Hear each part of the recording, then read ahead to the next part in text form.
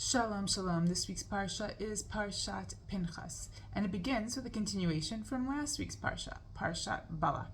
As we remember, that Balak was afraid. He found the Jewish nation as a great threat as they were going to conquer the land of Israel, and so he goes to hire the prophet Balaam of the nations to try and curse the Jewish nation, so to get rid of this threat of the Israelites. And as we see, Balaam tried and tried and tried again, but to no avail, because as God said, these people are blessed, they cannot be cursed. But instead of letting that be, Balaam comes up with a plan and tells Balak, you know what, we can't curse them, but what we can do is we can try and bring them down, because God can't stand lewd sexual activity and idol worship. If you can entice these people through this harlotry and to serve Baal Peor, the idol worship at the time, then you can bring them down through that. So, of course, they grab this opportunity, anything to be down with our nation, and they send their daughters to go and to entice the men, to bring them into their tents, to feed them food and to give them wine, and to get them all seduced. And when the men are all heated and ready to go, they say, none of that until you worship our Baal Peor. So the desperate men go and worship Baal Peor. And before you know it, the Torah tells us Jewish people became attached to Baal Peor.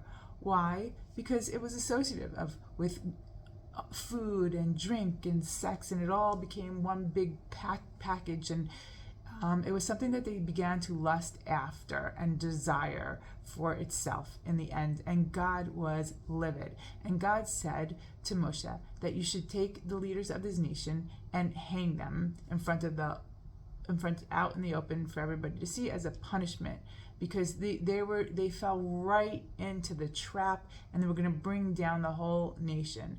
And right after this pasuk, after the verse where God tells Moshe to do this, we see Zimri, the leader from Shimon, who of course was one of the leaders, so he was slated for the death penalty. Instead of him being contrite and to try and to beg for his life and to do what's right, admit his wrong, he takes this princess, Cosby, who is sent from the prince of Midian to engage in this activity to bring down the nation.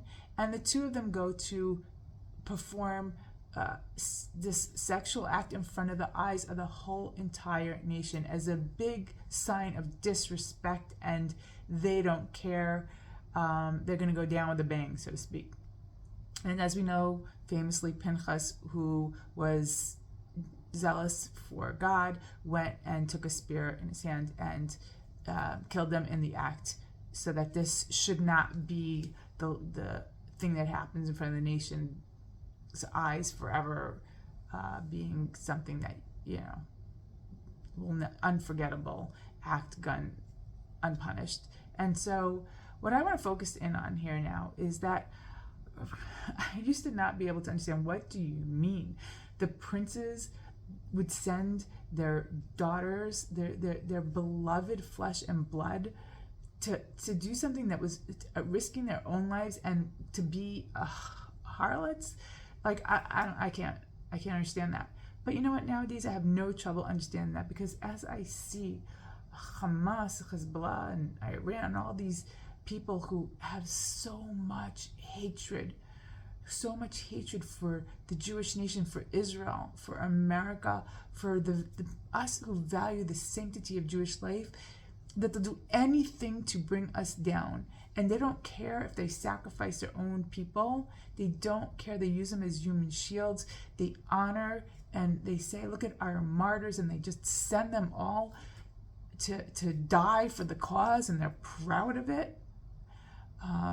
No value for their own lives or their own family. It's despicable. It's totally despicable. They're just trying to bring down everything that stands for this life and preserving life and the respect for the dignity and sanctity of it.